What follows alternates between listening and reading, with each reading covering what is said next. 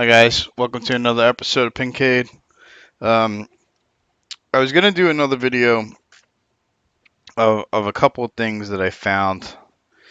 First thing is I got to make a video for you guys on how to get Pinball FX 2 working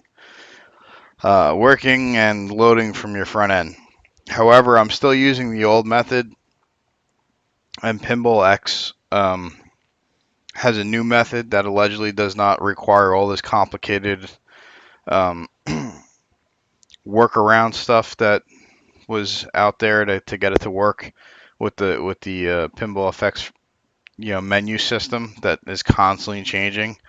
Allegedly, this is supposed to automatically do this stuff for you. So rather than giving you like a really complicated thing on how it works and everything, I'd rather try and figure out what's wrong with my setup as to what they want and see if I can get it to work in a less complicated fashion.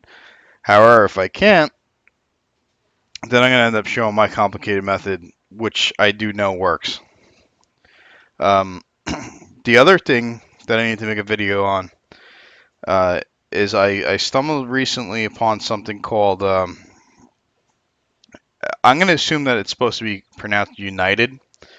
It's actually spelled UNIT 3D, right? It's kind of like elite speak slash 3D type clever thing that they named it.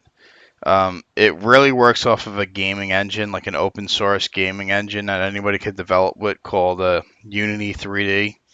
So then they called it United, right? United Pinball. Basically, what it does is it allows the 3D modeling of future pin tables to be used and then allows PinMame ROMs to be used. So it's a blend of and the scripting from Visual Pinball for the ROM. All right, so it's a blend of future pinball, visual pinball, crammed in together. Right, so I was watching a lot of videos on it. It seems kind of, I don't know how to explain it. The front end, the UI looks a little intimidating, but at the same time, I saw certain elements to it for tuning tables that was awesome. Like for the fact that if a table isn't playing right or something, like let's say these flippers aren't hitting the way you want them to hit, you literally just grab a mouse, go into the UI, and on the fly change the flipper settings. Where, excuse me, in Visual Pinball, you have to drop out of the game, change the parameter that you wanted to change, save it. Hopefully, Visual Pinball doesn't crash on you. Reload it, test it, see if it works. If it doesn't work, rinse and repeat until you get it the way you want it. And that this was also, I also have another video I believe on how to like resize and scale the playfield so that you have the viewing angles that you want. This thing like literally just allowed you to select something and just start moving it with a mouse, and you had full 3D range of what you wanted to see. I don't know how well it works on cabinets. To me, it looked very future pinball-ish, but however, it does show some potential for being something interesting. Now, the reason why I hadn't brought this up is because a long time ago I had ran into this, but when I ran into it, it said that the project was on hold and nobody knew when it was going to start up again. And I kind of was just like, all right, this is one of these things that somebody was doing, like some open source type testing or whatever, and then got bored with it or hit a wall or something, and that was the end of it. Now, whether it's going to stick around or not, the project is back on track again, right? Whether it's going to stick around or not, I don't know. Like I said, I do want to try and run through it. I might try and set it up this weekend because I might have some time, but um, I'm kind of like on the fence with it, right? Like I said, it has potential. However, just I don't like the idea of it having only 2 developers right now, instead of like a team of open source, community developers. because in the past, both of these guys have gotten into busy schedules and stuff, and the project just pretty much fell at the wayside. So I'm hoping that they get it at a point where maybe some of the VP authors and maybe the future pin authors, start, you know, taking to it, and maybe we could see, how far it goes. I mean, honestly, they also had a couple of videos on conversion tables, like how to take a future pin table that exists and a visual pinball table that exists and meld them together in this program and just make a new table. I'm hoping it's as easy as they make it sound, because I might personally try to do this myself when I have some time, because there's some tables that I think look better in future pinball, but don't play right, or I don't like the fact that the rule sets aren't accurate. So when I come back from my trip, I may have a video on that, um, just to see, what the situation is with it. It may not be a video that's like, hey, this is the greatest thing since sliced bread. You gotta install it. It may just be like a, hey, this is what I've seen, this is what I've tested, and this is the results I've gotten. This is my opinion on it.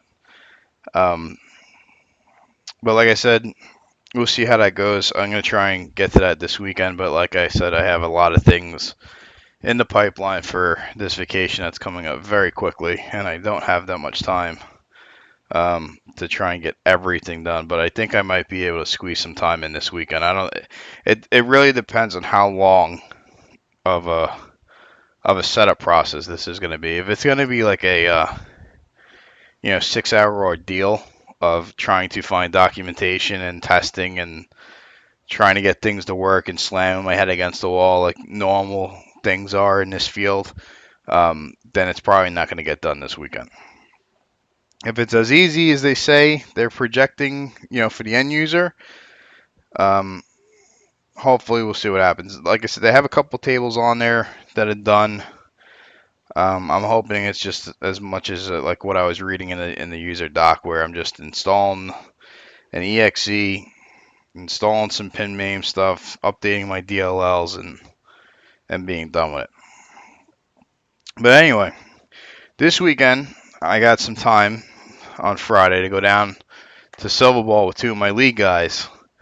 And if you don't know what Silver Ball is, because I do talk about it quite a bit, it's an awesome pinball museum located in Asbury Park, New Jersey. It's got a ton of EMs and regular dot matrix machines and solid states. But primarily it's more of a, I would say primarily it's more of EMs than anything. But they do have quite a bit of everything for everyone. It's just that if I had to ratio it out, most of it's EM. But don't take that the wrong way, because the place is huge. And when I say they have dot matrix machines, and it sounds like a little, we're probably still looking at like at least 20 dot matrices. And that's not even including the solid states that they probably have like another 30 of those. So, and then they also have some other stuff, like they have a little bit of skee ball, some foosball type games, some pitch and bat games, some arcade machines, some multi-cade machines. So you got a little bit of everything, right? But one thing I love about going to the Silver Ball is playing EMs, right? EMs and solid states, because those things are really hard to find. I mean, and these guys keep these things working very well. Um, and when I first started going to Silver Ball, when I first discovered it, accidentally on a Google search, I went down there and I said, "Oh man, look at all these old machines." I was like, "That's kind of cool, but I don't want to play that shit." And I kind of stood there and I played The Sopranos and I played Funhouse and I played Medieval Madness, and then one time I went there and it started getting more and more popular, especially in the summertime, on weekends.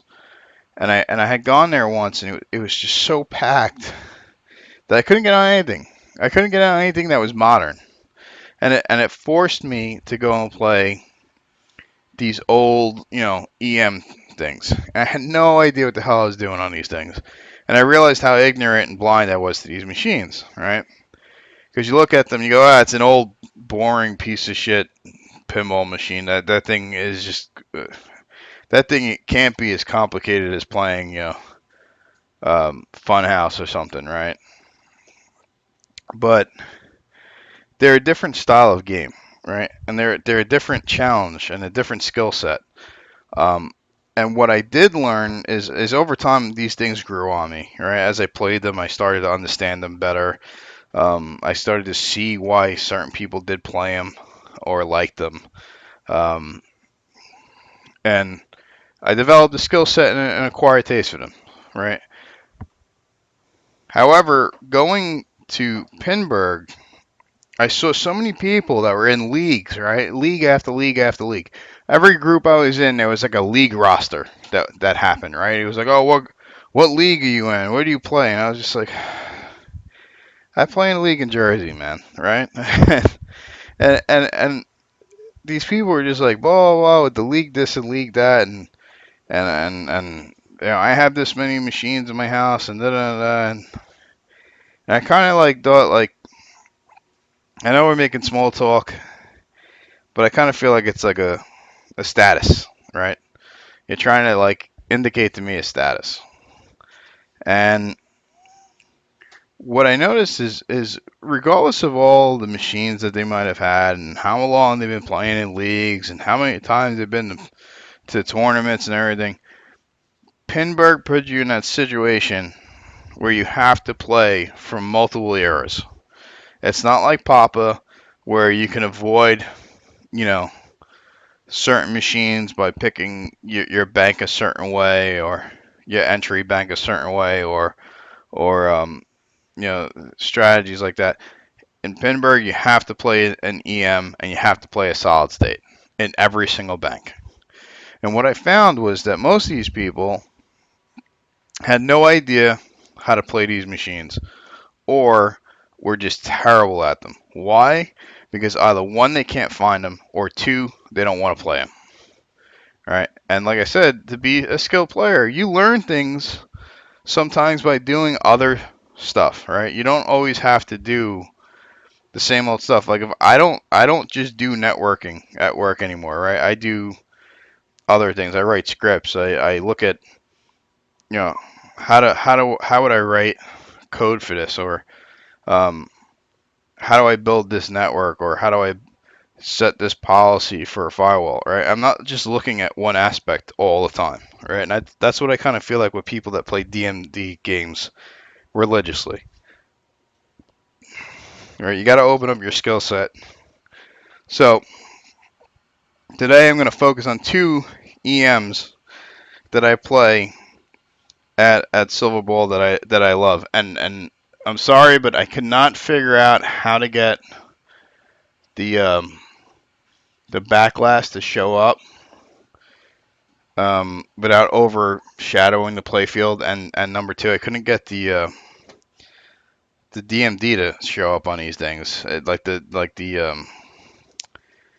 virtual pin, like fake DMD, at least on this table. I'm gonna try for the next table, but let's look at this table really quick. This is Big Brave, um, and this is kind of like a confusing concept, but Gottlieb release the same table usually, like most of, multiple different ways. Like they might do like a one player version, which would be called like Big Indian or something, right? And then they have a two-player version, which is whatever they name that. Then they have a four-player version, which that's called Big Brave, right? So they're all the same machine. They have all the exact same shots. It's just how many players were supported by the system, and they named them different names. So it's a kind of confusing thing, right? So you may have this in your visual pinball collection under something else, but it is the same game, right? Um, and I'm gonna kind of like go through this like you've never played an EM, just in case there is people that are like, I've never played an EM, I have no idea what this boring is shit I'm looking at. So important things with EMs is always about the bonus, right? It's always about the bonus. Um, and you kind of want to just, before you start playing an EM, Like when I played in tournaments that have EMs, and I've never seen that EM before, the first thing I do is I stop and I don't shoot the ball or anything, and I just look at the play field and I read everything. And I get an idea of what they were trying to tell me with the artwork and instructions of the playfield. For example, you always want to look for these when lit type things. You always want to look for add bonus. And you always want to look for like any type of rollover type stuff that has letters, right? That's usually the biggest indication of what you should be going for with these things. So, for example, this arrow with the feathers, with the numbers on it, this is a bonus counter, right? And this thing will light up as you add bonus to it. So your score, if you stop mid-game and hold the ball, you may be like, damn, I just did a lot of work. I heard a lot of bells and whistles, and I look at my score and it hasn't moved, right? It barely moved. It might all be bonus, right? And when you drain that ball, don't let it get into your head, because when you drain that ball, you might hear it shuffle the reel for a very long time as it goes through, as it steps through all that bonus. So don't always assume just because you hit a bunch of things and you look up and you don't see the massive score that's not there. So that's another thing to mention with EMs, right? If you see that this bonus thing is lit up like a Christmas tree or on any other type, you do not tilt that machine. Let it drain. Right? You do not. The worst thing you could do on an EM is tilt your bonus away. That you might as well just walk away and sit down, because it's hard to recover from when you shoot a ball and you have like two or three of these things lit up at the top. And I'll explain what I mean by that. Because when you fill this, when you go bonus, bonus, bonus, and you fill this up, this one will stay lit and then it'll go back down and it'll do it again. And then this one will stay lit and it'll go back down. So let's say you have three of these lit. I mean, that's a lot of bonus, man, because it's got to go through every single one of these in reverse to calculate your score. You might be able to roll the machine just off of this bonus. You know what I mean? Like I'm being maybe a little bit inaccurate with that, but I'm just saying, you never know. You might be like, oh, I only have like 30,000 on the machine, and then with everything else factored in and the bonus and everything, you might come close to rolling the machine. If you're not familiar with what rolling a machine is, that's basically let's change the output of the screen really quick so I can show you. And this is gonna look a little weird, but so there's the back glass, which that's definitely looking weird because I'm moving this stuff around. So hopefully, let's see if we can get it. There we go. We got it to reset. So as you can see, this guy's only got 5 reels per player. My back glass is kind of freaking out. It's because of the video stuff. But as you can see, it's only got 5-digit positions. So the most you can get on here is 9,900 points or whatever, right? 99,999. And then the next point will roll the reels back to 0, right? And sometimes they'll have like on the back glass somewhere, they'll have like something like, if I don't know if you could see this kind of like almost translucent light right here that's showing what ball number I'm on. Sometimes these black back glasses will have like a 100,000 light, a 200,000 light. I don't know if this one does, and I've most likely rolled this machine before. I just don't remember. Um, but sometimes you'll see something like that, and you'll see it on the next game. Um, so if you see someone playing and they're killing the machine, you only see like 20,000 points up here. You can better believe that that person probably rolled the machine at least once or twice. Um, so that's what rolling a machine means, right? And if you roll the machine, especially in competition, you have a pretty good odds that you're gonna win that game. Because like I said, a lot of people choke on these things or crack under pressure or don't have the skill set for them. So rolling a machine for them is quite a feat. Um, Let me just change this output and fix this stuff. Okay. Ah, that's really okay. So I'm not going to restart the game or anything like that. Let's just keep going through. Let's just keep going through it. And I know I'm kind of like maybe beating a dead horse here for some people, but for other people that have never played these things and never understood it or never even seen one until now, this information is helpful for them, right? So if you ever notice on the classic games, it always says something when lit, right? Like these pop bumpers say 100 when lit, right? So when they're not lit, they're not worth 100. Just because it says it's 100 on there, that's not what you're getting, right? So be mindful of that. Like, for example, you see the stand-up target says 500 points and add bonus, right? But it's really 100 points. It's really a 100-point target, or when lit, if you notice that or here, or when lit, 500 points and add bonus. So this thing does not add bonus. This thing just gives you 100 points and definitely gives you the ability to drain, right? Because of the angle that it's at, and it's right in the middle.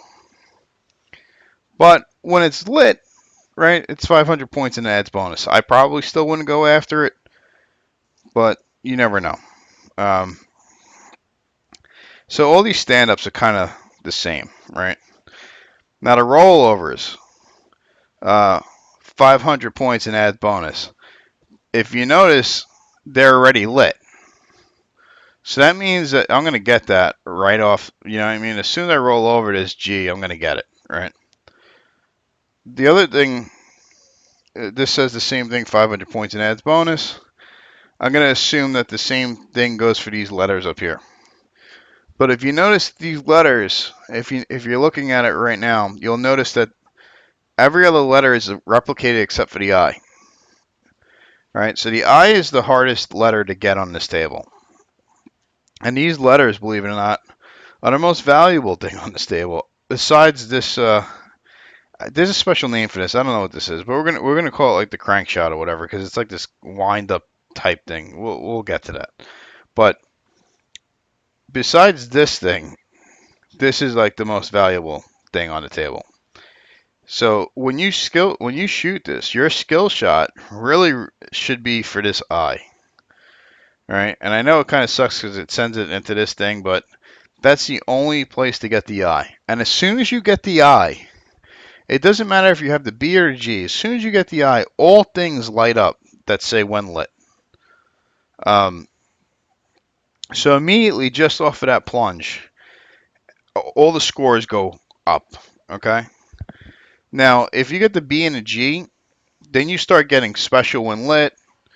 All these rollovers, these rollover switches here, these light up and they add bonus. And not for nothing, but every time I hit these, I get quite a bit of points. I know it only says 100 points and add bonus when lit, but it's like I just roll over it. I go up here, you know, it comes down through here, whatever. I hopefully get it back here. I roll it back again, right? And I kind of keep doing that. These targets, I don't really go crazy for these targets. They're 500 and adds bonus right off the bat. Um, and it's not bad. It's not bad to go. It's just where they're at is difficult for me to shoot. So I kind of tend to not focus on those. If I'm having trouble getting the BIG, the big letters, I will focus on this shot right here. And this shot on this VP table is a little easier and weaker. This crank is like a stepper motor. So it gets harder and harder as you hit it with the ball. It kind of slides up, right? But as it gets more and more towards the end of its stroke, the gear gets tighter, right, in person. So it's very hard to get it all the way to 5,000 and add 5 bonus advances. Most of the time, I'll just get like 2,000 points, 3,000 points out of it. So that's usually like a desperation act for me.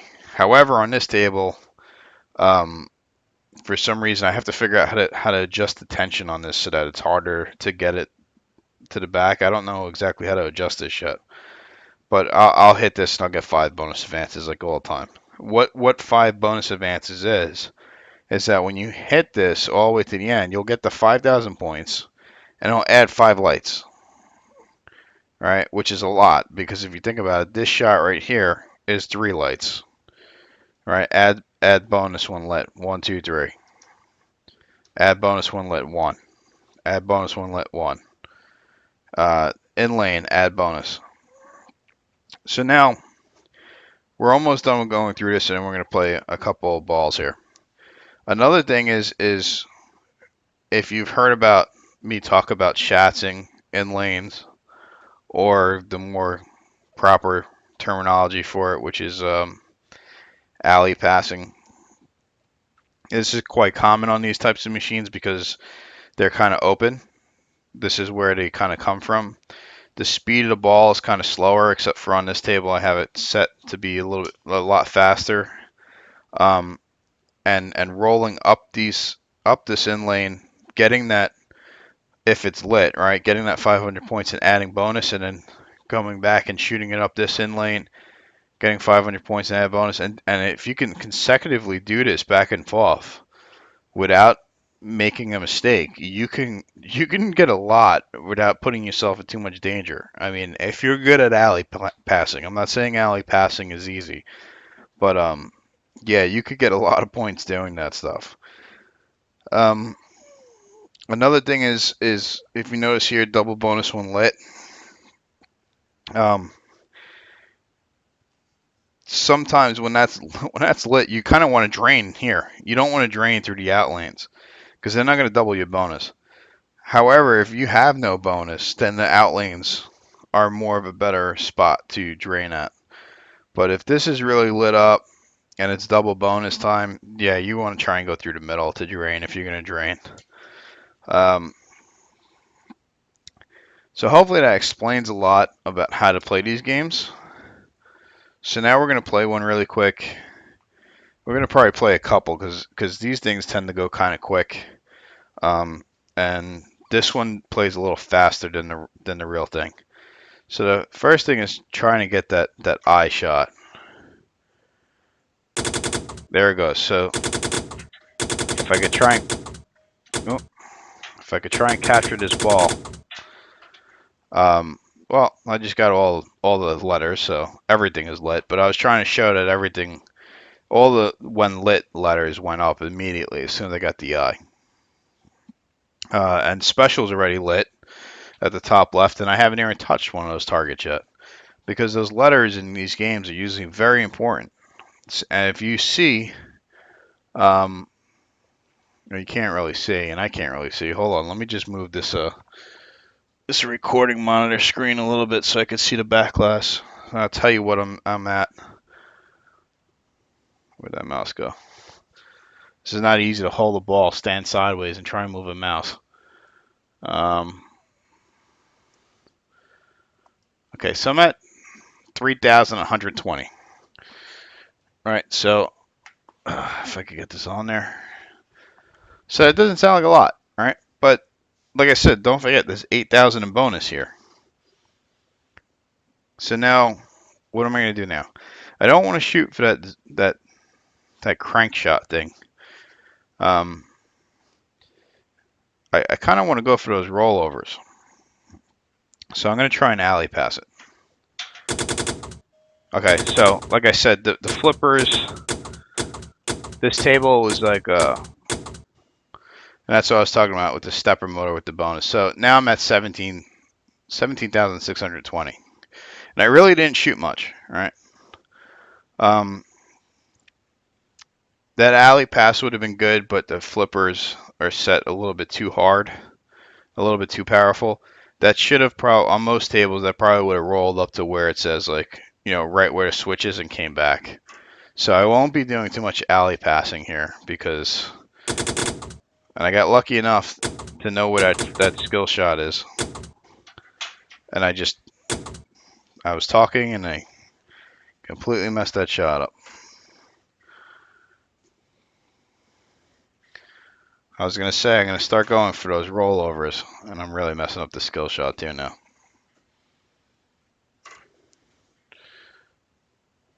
I've been lucky enough to hit the eye until now, but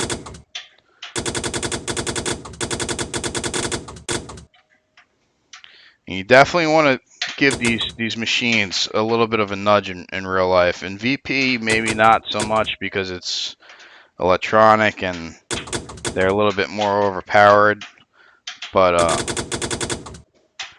it's a little bit harder to recreate the very, very weak flipper type style that they have.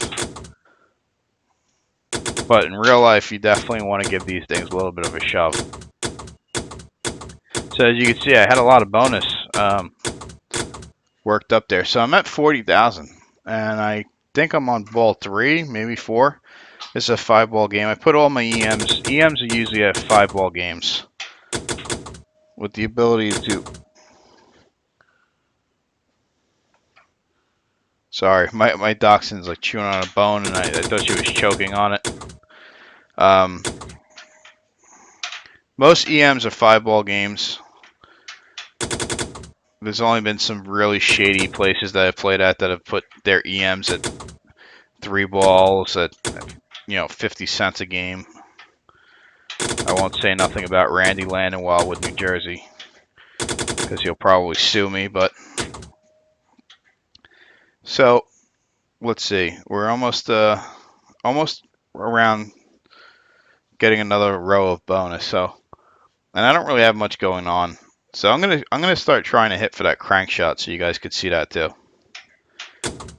Okay. So in real life, that wouldn't have even removed that thing. Yeah, and that definitely would not have gone that far.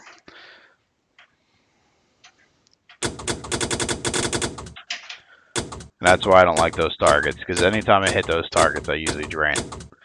So I'm at 63,560, and I'm really not having a good game. But, oh, come on, yes.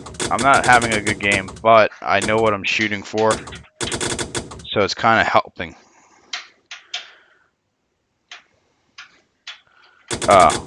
I'm having an actual terrible game. So I ended at 74,250. I came close to rolling it, right? Now I'm going to do it one more time, and I'm going to play like someone that doesn't know how to play EMs, all right? I'm just going to power plunge it, hopefully miss a letter. No, I didn't miss a letter. And then I see that zipper thing, and I just want to shoot for that over and over and over again. All right, and drain. I forgot to mention that crank shot. I really wish I knew the name of that thing. That crank shot is lethal every time you miss it. So I got no bonus on that, I just got points. I got no bonus on that, I just got points. Alright, I got a little bit of bonus. Now I'm purposely not shooting for the targets because they're lit for bonus and points. Oh, I accidentally hit that guy.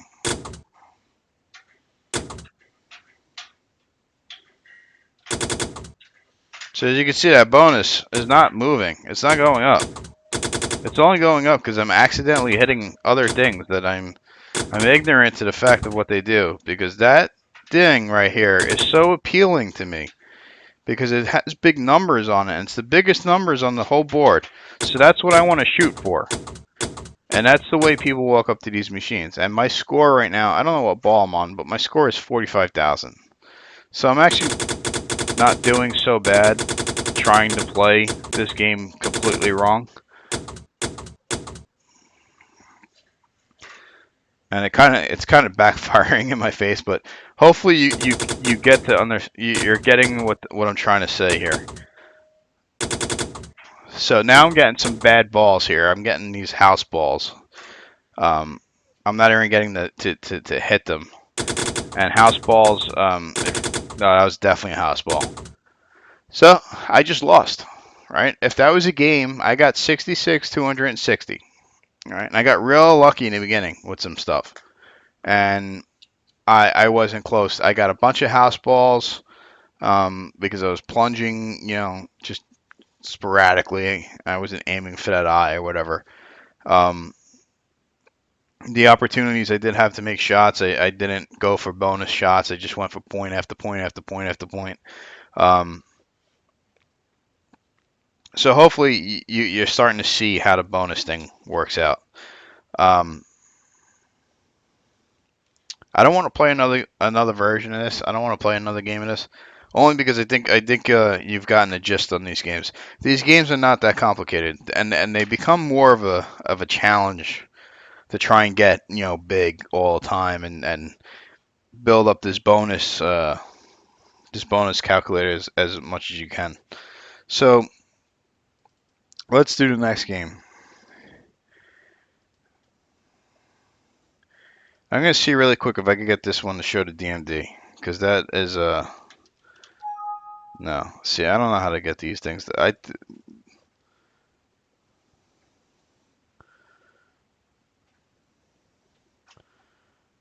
Yeah. See these Gottliebs and stuff like that. These EMs they pretty much need a backlash to play them. Unless it's a desktop version. So I don't have a method of really showing the scores right now.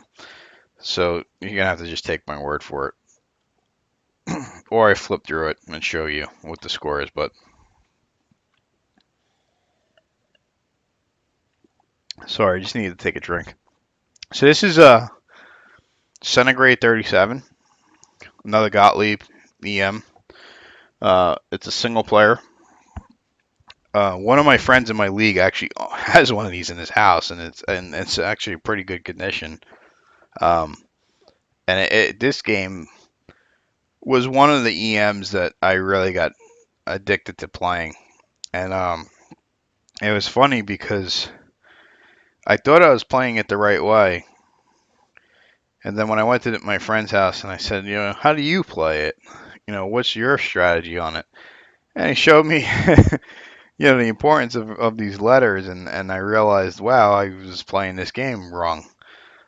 Because I was still going for bonus and stuff like that, but I didn't really understand how important the letters were, especially in this game. So I'm going to show the backlash. Because this backlash is kind of interesting and unique.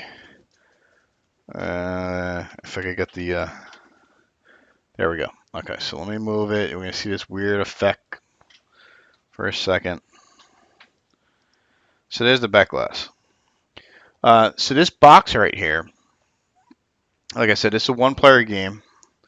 Um, your ball and play shows here 1, 2, 3, 4, 5. It's a 5-ball game. This spot right here will light and it'll say 100,000 when you roll this machine. The last game I was playing before I started the video got up to this. I came close to rolling it. Now, the interesting thing about Centigrade 37 is that it's actually from what my friend told me is an expensive EM. EMs tend to be cheap. Like if you're looking for your first pinball machine, um, you can get EMs pretty cheap, and they're not that hard to fix either, from what I've been learning. Because I'm preparing this to start getting real machines as I figure out this house situation, and then I get some room for some more machines, and then I'm going to actually start buying some machines. But EMs, I'm gathering that you could get these in a couple hundreds of dollars range for one that's not in bad shape. Just make sure you check the wiring inside of the cabinet and the back box, just to make sure it's not some hack job wiring. But most of the time these things, from what I'm seeing, is they work. They just need to, make sure the wires are connected, make sure the relays are moving and fluidly and stuff, and just take them apart and pretty much clean them, and they work fine. But Centigrade, the point of what I'm talking about is Centigrade is a little bit of an exception to that rule of being cheap because it's an EM because of this backlash. This backlash has this like thermometer thing here, and as you add bonus, this thing fills up, and it doesn't reset between balls. But when you get it all the way up to the top, I think you get like special one lit and stuff like that. So I'm not going to really show this backlash while we're playing, but I will show it when we're done if we have a decent game. Just so that you could see, what goes on with it. And I'm actually gonna fix this. I was trying to fix the window, but whatever. So I'm going to start this game up so you can see it. And since the old EMs don't have NVRAM to store your high scores and stuff in it, uh, pinball authors will tend to put this like sticky note thing here, or they'll put like a bunch of reels in the corner here that holds the high score. So I think the most I've ever gotten was 210, 150. And I accidentally put my initials here instead of my tag. But anyway, let's start this up so I can get the lights to turn on. So, same kind of concept. All right, we're looking at the play field and we're looking for, what has the most value. Um, and I had already told you that, and this is a little dark to see, but these rollovers ABC are 500 points each. Right? It doesn't say anything about adding bonus. But then there's also a D right here, and you can't see these because they're not lit, right? But there's a D right here. And this is the only spot where there's a D, so it's a nightmare to get this thing sometimes. So that's kind of an indication, and I should have picked up on that, but that's kind of an indication that that's important, right? The harder it is to get on an EM, usually the more it has an importance, unless it was like that zipper thing. Which I'm not saying that zipper thing doesn't have a value. I'm just saying. Um, so going back to this, as you light these letters, if I recall this correctly, these inserts start to light. So when these inserts start to light, it's like A, B, C, D. You get 1,000 points per insert every single time. You get 1,000 points for hitting the shot, and then you get 1,000 points on top of that for every light that's lit.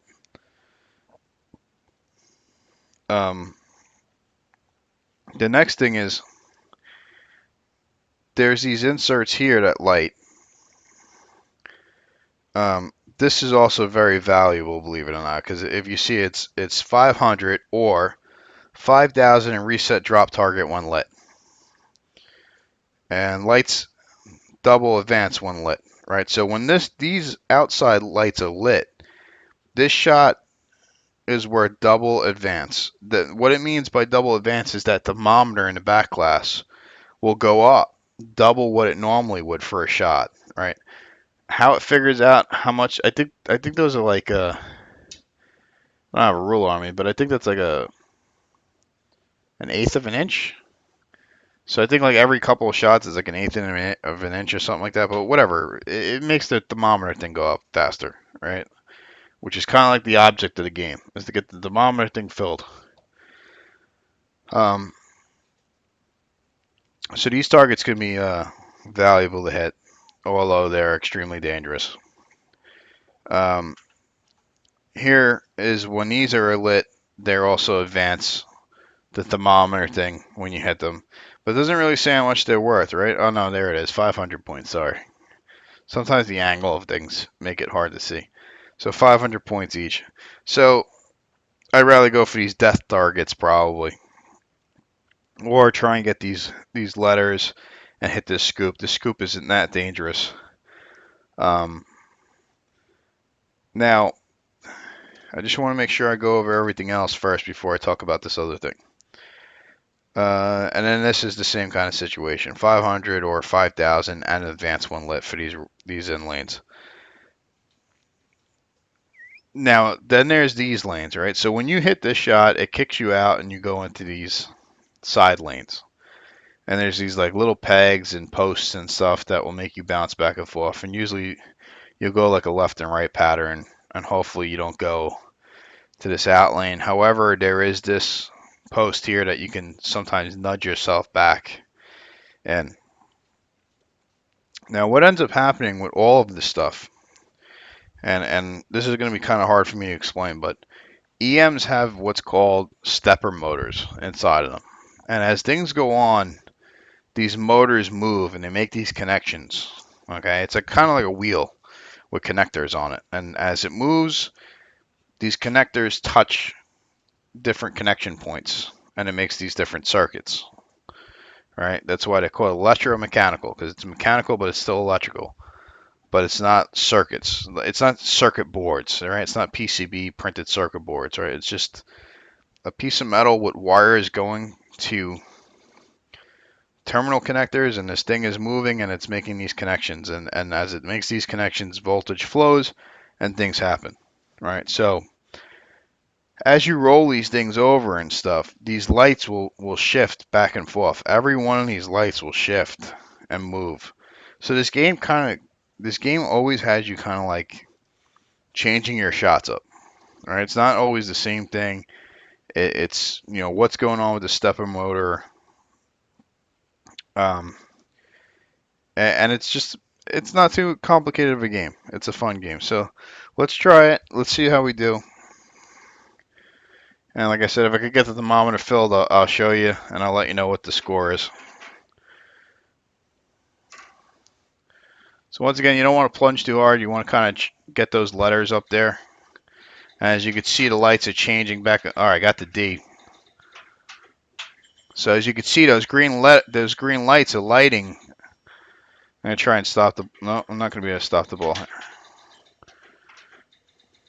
So as you can see, those green lights by the scoop, by the up kicker or whatever, are lighting up because I got the B and the D. So as you can see, the A and the C is not lit. But it's still kind of a valuable shot. It's still worth 3,000. All right. Oh, I just missed it.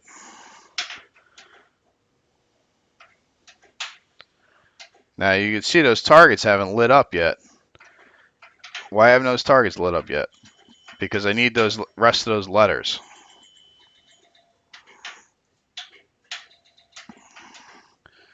And EMs are notorious for making it hard to get back up to get those letters.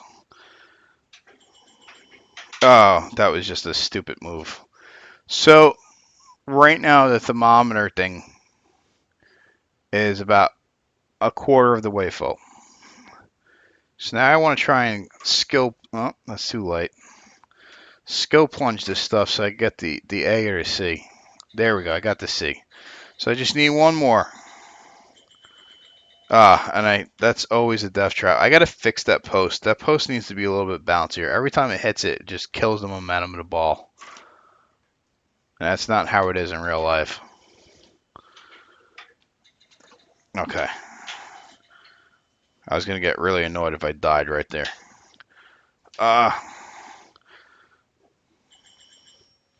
So somehow, I don't know how, but I got those lights lit on the targets. Oh, it might have been from those drop downs.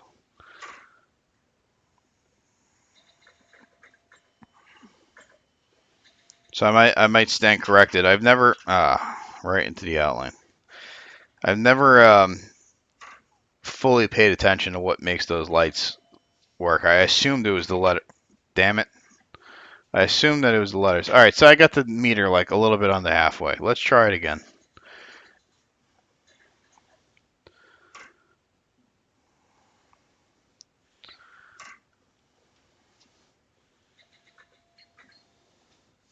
Oh, that's a fucking house ball.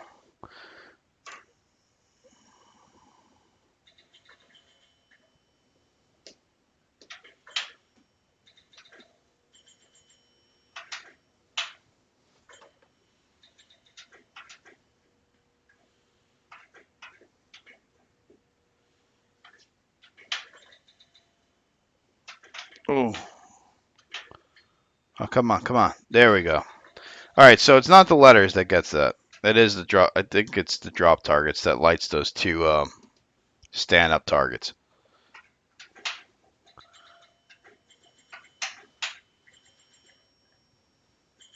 So you want to go for the ones that are lit. Those are the ones that are adding the bonus. The other ones that are not lit are giving you very minimal points, if they're even giving you any points. I'm never able to look up while I'm playing this game.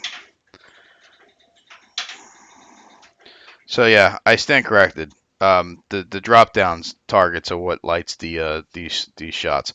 So if you notice, it's kind of messed up. The purple lit one is going to give me double advance, but the green one will give me 5,000 plus resets those drop down targets.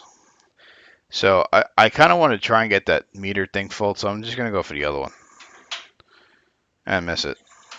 Okay, there we go. Oh, it switched again, didn't it? So you kind of want to advance that bonus. Not the bonus, but the meter before you reset the targets.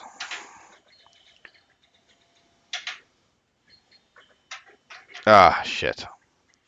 So the meter is actually pretty full right now. I'm on the third ball. I'm definitely past the halfway mark, so hopefully I could get this. I'm not gonna get it that way.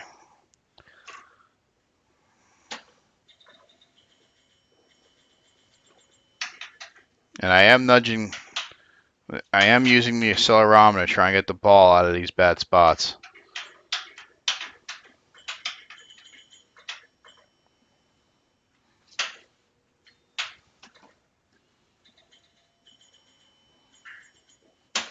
Oh, so I'm literally an eighth of an inch from getting this meter thing full for you guys. Nobody breathe.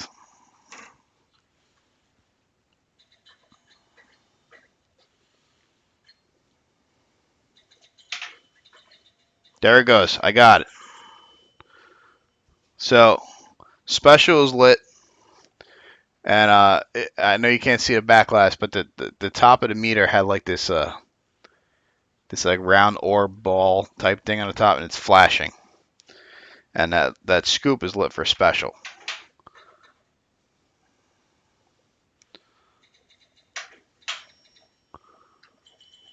Here we go. Oh, got it. I nudged it out. Ah. So I also rolled that. So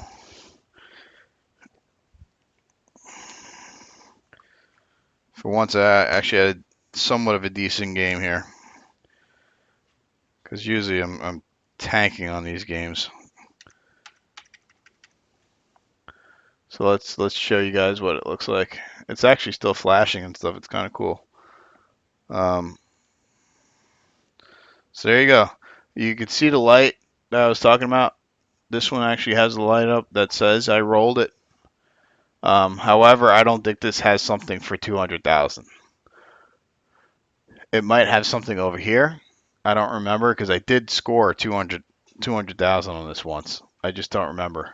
This is the orb thing that I was saying was flashing, and here's the thermometer thing filled all the way up. So that's the two games that I chose to do this week. I hope you had a informative session there. Hopefully, maybe this, if you weren't into EMs, maybe this will get you into EMs. They are a lot of fun. The thing I like about EMs is sometimes, you just need a break. You need a break from all these flashers going off and all these, modes talking to you and all these complicated rule sets and everything, and just get back to basics of just hit the fuck what's lit, man, and just you know what I mean, just play, not have to be like, oh, I gotta wait for this mode to time out so that I could do this other thing that's sitting behind that mode, in order to activate this other thing to do this other thing. That shit gets boring sometimes. Sometimes I get so tired of playing games like that because they're so complicated. Um, that you come home from work, you're tired, you're mentally drained, and you just want to whack the ball around and shoot what's lit and have a good time and forget about the day you had, not think about these complicated rule sets and trying to learn these complicated rule sets. So I think that's what I like about EMs. Solid states are hit and miss when it comes to that. Sometimes solid states I walk away more confused than when I walked up to them, and I have to kind of like read the rule sheet because they're kind of like that in between, right? I have electronics, but I still work off of these really short, rule cards that and play fields that have some score writing logic on them, and This dog keeps freaking me out with this bone. That's like the second time she's sat here dry heaving. Anyway, I'm gonna end this session now because I kind of want to just play for the rest of the night, to be honest with you. So, um, you may or may not see some videos for a week or two. That is intentional. That is because I'm going away. Um, and you may see a United video coming soon. I also did not forget about the script that I promised to write to make loading VP tables quicker through using Pinball X with a Python script. I still haven't written it. I've been slacking on it. Yeah, it was supposed to be like a fun project to learn Python. Um, However, it's just things have been overwhelming lately, so I have not done that. It is on my agenda. I have not forgotten about it. It will eventually get done. Another part of me, however, thinks, maybe I shouldn't write scripts and pass it out to the masses because I just don't want to deal with someone not installing Python correctly or running the script incorrectly or trying to modify the script. And then doing something and wiping out every single file on their computer and then they're trying to blame me for it. So, um, or getting a virus from looking at some website that they shouldn't be looking at or whatever, and then it's because of Pincade's script that he posted. So I'm still debating what I want to do with that. It's definitely going to be a use at your own risk type thing. So if you're not comfortable with that, don't install it, don't run it when I actually complete it. But I will make a video, however, showing the unmanipulated code running. Anyway, have a good one, guys. Try seeing EM tables later.